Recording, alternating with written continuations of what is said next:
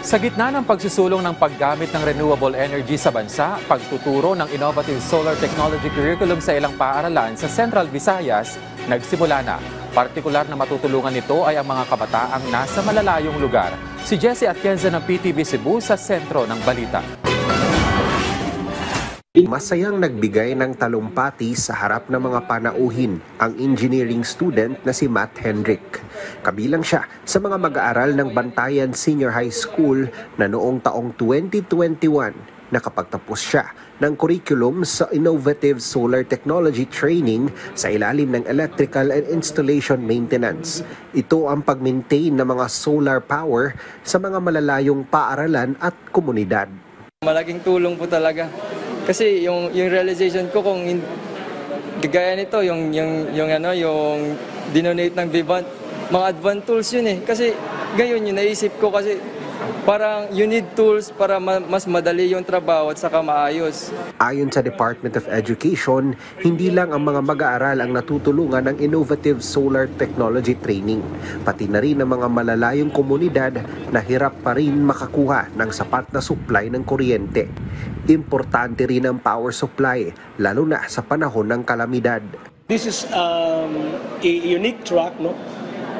Somehow equips our learners with essential knowledge and practical expertise in solar energy systems sa nangyari natin sa environment ngayon.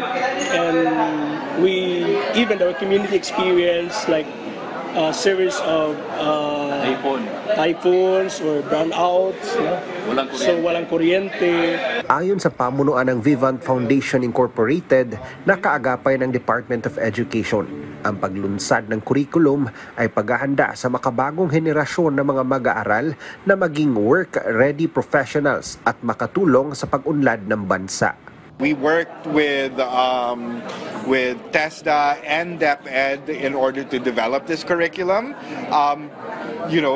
But then we also donate the equipment in order to teach it. So one of the main critiques of K-12 is that it was supposed to make people job ready, but you can't be job ready as an electrician if the skills aren't up to date. So this is basically updating the skills that are needed.